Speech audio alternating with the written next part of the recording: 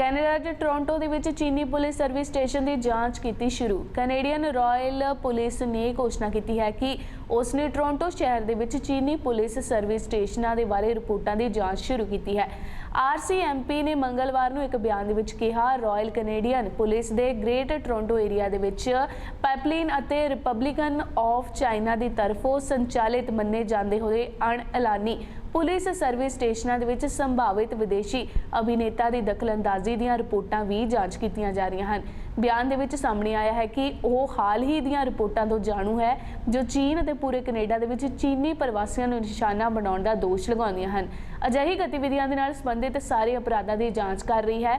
ਬਿਆਨ ਦੇ ਵਿੱਚ ਕਿਹਾ ਗਿਆ ਹੈ ਕਿ ਸਾਡਾ ਉਦੇਸ਼ ਕੈਨੇਡਾ ਦੇ ਵਿੱਚ ਕਿਸੇ ਵੀ ਕਮਿਊਨਿਟੀ ਤੇ ਲਾਗੂ ਕੀਤੀ ਜਾ ਰਹੀ ਹੈ ਕਿਸੇ ਵਿਦੇਸ਼ੀ ਸੰਸਥਾ ਦੀ ਤਰਫੋਂ ਸ਼ੁਰੂ ਕੀਤੀ ਗਈ ਧਮਕੀ ਹੈ ਜਾਂ ਫਿਰ ਧਮਕੀਆਂ ਤੇ ਪਰੇਸ਼ਾਨੀਆਂ ਦੇ ਨਾਲ ਕਿਸੇ ਵੀ ਤਰ੍ਹਾਂ ਦੇ ਨੁਕਸਾਨ ਨੂੰ ਰੋਕਣਾ ਹੈ।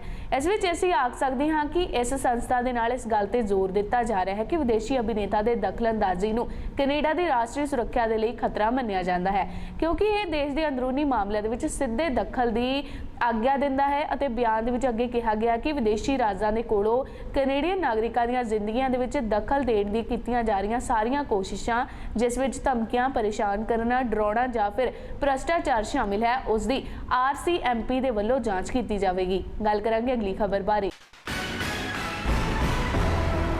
ਕੈਨੇਡਾ ਵਿੱਚ ਹਰੇਕ 6 ਦੇ ਵਿੱਚੋਂ ਇੱਕ ਮਹਿਲਾ ਕਰਵਾ ਚੁੱਕੀ ਹੈ ਗਰਭਪਾਤ।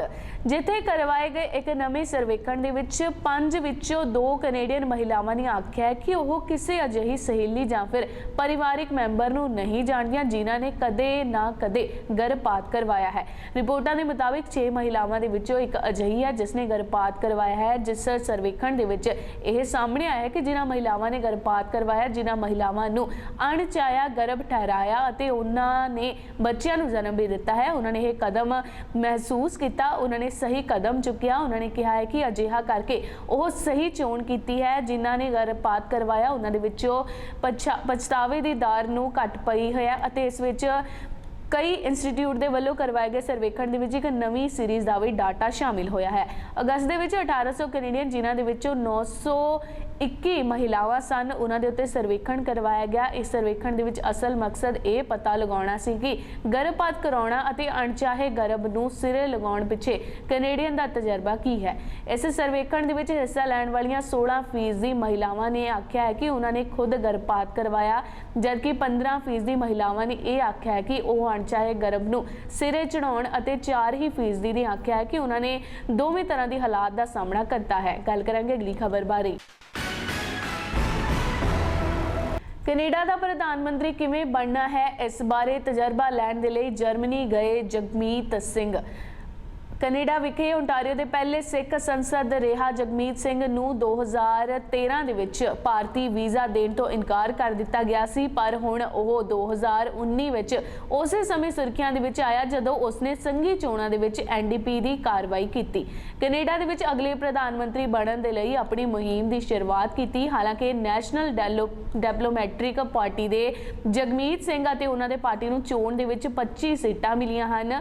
ਜਗਮੀਤ ਨੇ ਪਾਰਟੀ ਅਜਿਹੀ ਕੀਤੀ ਹੈ ਕਿ ਪਾਰਟੀ ਬਣ ਕੇ ਉਹ ਉਭਰੀ ਹੈ। ਇਸ ਵਿੱਚ ਬਿਨਾਂ ਜਸਟਿਨ ਟਰੂਡੋ ਦੀਆਂ ਪਾਰਲੀਮੈਂਟ ਵਿੱਚ ਕਦਮ ਵਧਾਉਣਾ ਮੁਸ਼ਕਿਲ ਸੀ। ਹਾਲਾਂਕਿ ਇਹਨਾਂ ਦਿਨਾਂ ਦੇ ਵਿੱਚ ਜਗਮੀਤ ਨੇ ਜਰਮਨੀ ਗਏ ਹਨ। ਇਸੇ ਦੌਰਾਨ ਉਹਨਾਂ ਨੇ ਚਾਂਸਲਰ ਦੇ ਨਾਲ ਵੀ ਮੁਲਾਕਾਤ ਕੀਤੀ ਹੈ।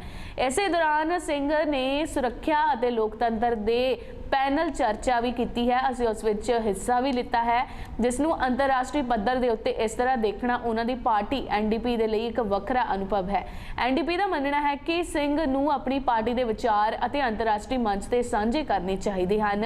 ਜਦਕਿ ਸਿੰਘ ਨੇ ਇੱਕ ਇੰਟਰਵਿਊ ਦੇ ਦੌਰਾਨ ਕਿਹਾ, ਮੈਂ ਚਾਹੁੰਦਾ ਹਾਂ ਕਿ ਲੋਕ ਸਾਨੂੰ ਆਪਣੀ ਗਣਨਾ ਅਤੇ ਆਪਣੇ ਫੈਸਲਿਆਂ ਦੇ ਵਿਚਾਰ ਕਰਨ ਦੇ ਲਈ ਮਹੱਤਵਪੂਰਨ ਸਥਾਨ ਸਮਝਣ। ਉਹਨਾਂ ਨੇ ਆਖਿਆ, ਮੈਂ ਇਹ ਨਹੀਂ ਸਪਸ਼ਟ ਕਰਨਾ ਚਾਹੁੰਦਾ ਕਿ ਅਸੀਂ ਕੈਨੇਡਾ ਦੇ ਵਿੱਚ ਕੁਝ ਜ਼ਰੂਰੀ ਕੰਮ ਕਰਨਾ ਚਾਹੁੰਦੇ ਹਾਂ। ਅਸੀਂ ਇੱਕ ਟਰੈਕ ਰਿਕਾਰਡ ਦਿਖਾਇਆ ਹੈ, ਅਸੀਂ ਕੰਮ ਕਰ ਸਕਦੇ ਹਾਂ। ਸਿੰਘ ਨੇ ਅੱਗੇ ਆਖਿਆ ਹੈ ਕਿ NDP ਨੇਤਾਵਾਂ, MPs ਅਤੇ ਹੋਰਨਾਂ ਦੀ ਮਦਦ ਦੇ ਨਾਲ ਰਾਸ਼ਟਰੀ ਨਿਰਦੇਸ਼ਕ NT ਦੇ ਵੱਲੋਂ ਜਰਮਨ ਦੀ ਯਾਤਰਾ ਇਸ ਪਿੱਛੇ ਇੱਕ ਮੁੱਖ ਕਾਰਨ ਵੀ ਦੱਸਦੇ ਹਨ। ਗੱਲ ਕਰਾਂਗੇ ਅਗਲੀ ਖਬਰ ਬਾਰੇ।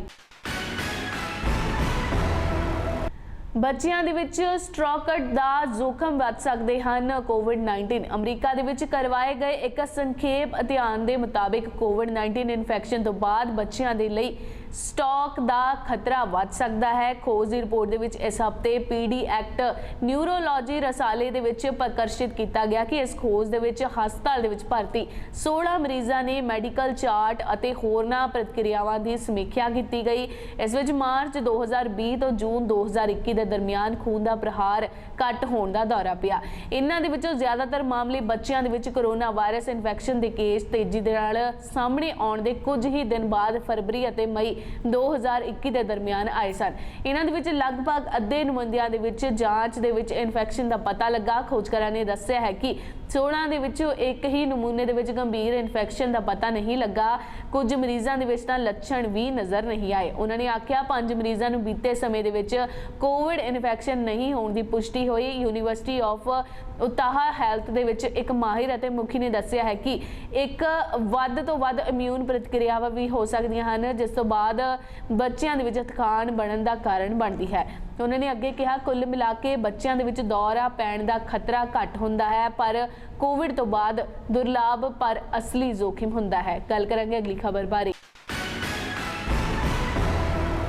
ਵਾਰਜੀਨੀਆ ਦੇ ਵੈਲਮਾਰਟ ਸਟੋਰ ਦੇ ਵਿੱਚ ਹੋਈ ਗੋਲੀਬਾਰੀ, ਘੱਟੋ-ਘੱਟ 10 ਲੋਕਾਂ ਦੀ ਹੋਈ ਮ੍ਰਿਤਿੂ। ਅਮਰੀਕਾ ਦੇ ਇੱਕ ਵੱਡੇ ਸੂਬੇ ਦੇ ਵਿੱਚ ਚਿਪਸਕ ਨਾਮ ਦੇ ਇੱਕ ਹੋਟਲ ਅਤੇ ਵੈਲਮਾਰਟ ਦੇ ਵਿੱਚ ਬੰਦੂਕਧਾਰੀਆਂ ਨੇ ਗੋਲੀਬਾਰੀ, ਘੱਟੋ-ਘੱਟ 10 ਲੋਕਾਂ ਦੀ ਮੌਤ ਹੋ ਗਈ। ਪੁਲਿਸ ਨੇ ਬੁੱਧਵਾਰ ਨੂੰ ਇਹ ਜਾਣਕਾਰੀ ਦਿੱਤੀ। ਸਮਾਚਾਰ ਏਜੰਸੀਆਂ ਨੇ ਰਿਪੋਰਟ ਦੇ ਮੁਤਾਬਿਕ ਪੁਲਿਸ ਨੇ ਦੱਸਿਆ ਗੋਲੀਬਾਰੀ ਦੀ ਜਾਣਕਾਰੀ ਕੱਲ ਰਾਤ 10 ਵਜੇ ਦੇ ਨੇੜੇ-ਤੇੜੇ ਮਿਲੀ। ਪੁਲਿਸ ਦੇ ਬੁਲਾਰਿਆਂ ਨੇ ਆਖਿਆ ਹੈ ਕਿ ਇਸ ਨੂੰ ਸਟੋਰ ਮੈਨੇਜਰ ਦੇ ਵੱਲੋਂ ਦੱਸਿਆ ਗਿਆ ਹੈ ਕਿ ਗੋਲੀਆਂ ਚਲਾਈਆਂ ਗਈਆਂ, ਫਿਰ ਆਪਣੇ ਆਪ ਨੂੰ ਗੋਲੀ ਮਾਰ ਲਈ ਗਈ। ਬੁਲਾਰਿਆਂ ਨੇ ਅੱਗੇ ਕਿਹਾ ਹੈ ਕਿ ਮੰਨਿਆ ਜਾ ਸਕਦਾ ਹੈ ਗੋਲੀਬਾਰੀ ਸਟੋਰ ਦੇ ਅੰਦਰ ਹੋਈ ਸੀ। ਇਹ ਕੀ ਸ਼ੱਕੀ ਦੇ ਇਲਾਕੇ ਦੇ ਵਿੱਚ ਕੰਮ ਕੀਤਾ ਜਾ ਰਿਹਾ ਸੀ। ਹਮਲੇ ਦੇ ਪਿੱਛੇ ਦਾ ਮਕਸਦ ਕੀ ਸੀ, ਇਹ ਅਜੇ ਤੱਕ ਨਹੀਂ ਸਪਸ਼ਟ ਹੋਇਆ। ਹੋਰਾਂ ਨੇ ਵੇਰਵੇ ਦੀ ਉਡੀਕ ਹੈ। ਇਸ ਘਟਨਾ ਦੀ ਪ੍ਰਤੀਕਿਰਿਆ ਦਿੰਦੇ ਹੋਏ ਵੈਲਮਾਰਟ ਨੇ ਆਖਿਆ ਹੈ ਕਿ ਇਸ ਦੁਖਦਾਈ ਘਟਨਾ ਤੇ ਅਸੀਂ ਹੈਰਾਨ ਹਾਂ। ਉਹਨਾਂ ਨੇ ਆਖਿਆ ਕਾਨੂੰਨ ਲਾਗੂ ਕਰਨ ਵਾਲਿਆਂ ਦੇ ਲਈ ਮਿਲ ਕੇ ਕੰਮ ਕੀਤਾ ਜਾਵੇ। ਇਸ ਰਿਪੋਰਟ ਦੇ ਮੁਤਾਬਿਕ ਅੱਗੇ ਉਹਨਾਂ ਨੇ ਆਖਿਆ ਇਸ ਸਟੋਰ ਦੇ ਵਿੱਚ ਹੋਈ ਇਸ ਦੁਖਦ ਘਟਨਾ ਦੇ ਵਿੱਚ ਬਿਲਕੁਲ ਦਿਲ ਤੋੜ ਕੇ ਰੱਖ ਦਿੱਤਾ ਹੈ। ਉਹ ਉਦੋਂ ਤੱਕ ਆਰਾਮ ਨਹੀਂ ਕਰੇਗਾ ਜਦੋਂ ਤੱਕ ਅਸੀਂ ਆਪਣੇ ਦੇਸ਼ ਦੇ ਵਿੱਚ ਬੰਦੂਕ ਹਿੰਸਾ ਦੀ ਇਸ ਮਹਾਮਾਰੀ ਨੂੰ ਖਤਮ ਕਰਨ ਦਾ ਹੱਲ ਨਹੀਂ ਲੱਭ ਲੈਂਦੇ। ਮੰਗਲਵਾਰ ਰਾਤ ਨੂੰ ਇਹ ਹਮਲਾ ਅਮਰੀਕਾ ਦੇ ਇੱਕ LGBT ਨਾਈਟ ਕਲੱਬ ਦੇ ਵਿੱਚ ਇੱਕ ਬੰਦੂਕਧਾਰੀ ਦੇ ਵੱਲੋਂ ਗੋਲੀਬਾਰੀ ਕਰਨ ਦੇ ਕੁਝ ਦਿਨ ਬਾਅਦ ਹੋਇਆ ਹੈ, ਜਿਸ ਦੇ ਵਿੱਚ 5 ਲੋਕਾਂ ਦੀ ਮ੍ਰਿਤਿੂ ਹੋ ਗਈ ਸੀ। 17 ਹੋਰ ਲੋਕ ਜ਼ਖਮੀ ਹੋਏ ਸੀ। 2019 ਦੇ ਵਿੱਚ ਟੈਕਸਾਲ ਦੇ ਐਲ ਪੈਸੋ ਸ਼ਹਿਰ ਦੇ ਵਿੱਚ ਵੈਲਮਾਰਟ ਦੇ ਇੱਕ ਸਟੋਰ ਦੇ ਵਿੱਚ ਇਸ ਤਰ੍ਹਾਂ ਦੀ ਹੀ ਗੋਲੀਬਾਰੀ ਹੋਈ ਸੀ, ਜਿਸ ਵਿੱਚ ਕੁੱਲ 29 ਲੋਕਾਂ ਦੀ ਮ੍ਰਿਤਿੂ ਹੋ ਗਈ ਸੀ। ਇਸ ਸ਼ਹਿਰ ਦੇ ਵਿੱਚ ਇਸ ਤਰ੍ਹਾਂ ਦੀਆਂ ਘਟਨਾਵਾਂ ਹੁਣ ਆਮ ਹੁੰਦੀਆਂ ਜਾ ਰਹੀਆਂ ਹਨ। ਲੋਕ ਅਪੀਲ ਕਰਦੇ ਹਨ ਕਿ ਇਸ ਤਰ੍ਹਾਂ ਦੀ ਹਿੰਸਾ ਨੂੰ ਰੋਕ ਲਗਾਈ ਜਾਵੇ। पूर्णिमा देवी ने ब्रह्मांड संयुक्त राष्ट्र के सर्वोच्च वातावरण पुरस्कार के नाल सन्मानित किया गया। भारतीय जंगली जीव विज्ञान डॉक्टर पूर्णिमा देवी बर्मन नूं संयुक्त राष्ट्र के सर्वोच्च वातावरण पुरस्कार के नाल सन्मानित किया गया। बर्मन नूं यह सन्मान दे एक पतन नूं रोकण दे लई उन्हां दे परिवर्तनशील कारज दे लई दिता गया है। बर्मन नूं संयुक्त राष्ट्र वातावरण प्रोग्राम UNEPF दे इस साल दे चैंपियन ऑफ दी अर्थ पुरस्कार दी ओनामी विरजन अते श्रेणी दे विच सन्मानित किया गया है। जंगली जीव विज्ञानी बर्मन ने हलगीरा अलमारी दी कार्रवाई की है, जो कि स्कॉट नूं अलोप होण तो बचाउण दे लई समर्पित अंदोलन है। इस विच सिर्फ औरतां शामिल हन। औरतां ने स्कॉट पंछी वर्गे मलोट बनाउंदियां हन अते वेचदियां हन। इस दे नाल ही अपनी वित्ती सुतंत्रता दे नाल ही अलोप हुंदियां हन। प्रजाति दे बारे भी जागरूकता पैदा करन दे विच मदद मिलदी है।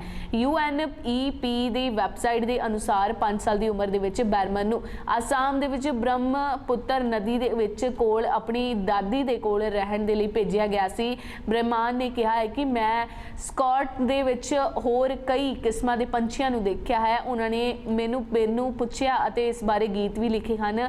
मैनू बलगे अते स्कॉट दे लई गाउण दे लई कहा गया, फिर मैनू पंछियां दे नाल प्यार हो गया। गल करांगे अगली खबर बारे। ਇਟਲੀ ਕੌਮ ਦੇ ਮਹਾਨ ਸ਼ਹੀਦ ਬਾਬਾ ਦੀਪ ਸਿੰਘ ਦੇ ਸ਼ਹੀਦੀ ਦਿਹਾੜੇ ਦੇ ਸਮਾਗਮ ਆਯੋਜਿਤ ਕੀਤਾ ਗਿਆ। ਸਿੱਖ ਕੌਮ ਦੇ ਮਹਾਨ ਯੋਧੇ ਸ਼ਹੀਦ ਬਾਬਾ ਦੀਪ ਸਿੰਘ ਨੇ ਸ਼ਹੀਦੀ ਦਿਹਾੜੇ ਨੂੰ ਮੁੱਖ ਰੱਖਦੇ ਹੋਏ ਇਟਲੀ ਦੇ ਸ਼ਹਿਰ ਦੇ ਵਿੱਚ ਗੁਰਦੁਆਰਾ ਗੋਬਿੰਦਸਰ ਸਾਹਿਬ ਵਿਖੇ ਵਿਸ਼ਾਲ ਸ਼ਹੀਦੀ ਸਮਾਗਮ ਕਰਵਾਇਆ ਗਿਆ।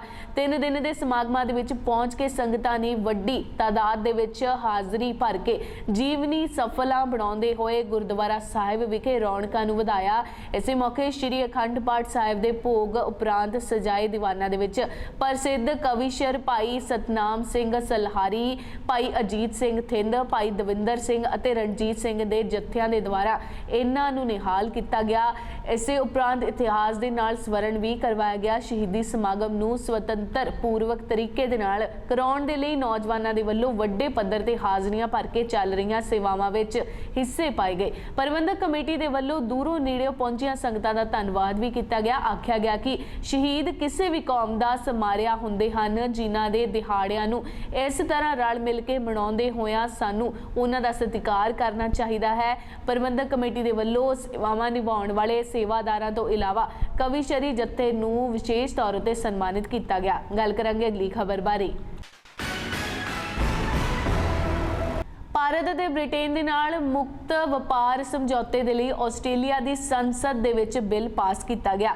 ਭਾਰਤ ਅਤੇ ਬ੍ਰਿਟੇਨ ਦੇ ਨਾਲ ਦੁਵੱਲੇ ਮੁਕਤ ਵਪਾਰ ਸਮਝੌਤੇ ਨੂੰ ਅੱਗੇ ਵਧਾਉਣ ਦੇ ਹੋਏ ਆਸਟ੍ਰੇਲੀਆ ਦੀ ਸੰਸਦ ਮੈਂਬਰ ਨੇ ਬਿੱਲ ਪਾਸ ਕੀਤਾ ਹੈ। ਆਸਟ੍ਰੇਲੀਆ ਦੇ ਪ੍ਰਧਾਨ ਮੰਤਰੀ ਨੇ ਮੰਗਲਵਾਰ ਨੂੰ ਐਲਾਨ ਕੀਤਾ ਭਾਰਤ ਅਤੇ ਬ੍ਰਿਟੇਨ ਦੇ ਨਾਲ ਦੇਸ਼ ਦਾ ਮੁਕਤ ਵਪਾਰ ਸਮਝੌਤੇ ਉਸ ਦੀ ਸੰਸਦ ਦੇ ਵਿੱਚ ਪਾਸ ਹੋ ਗਿਆ ਹੈ।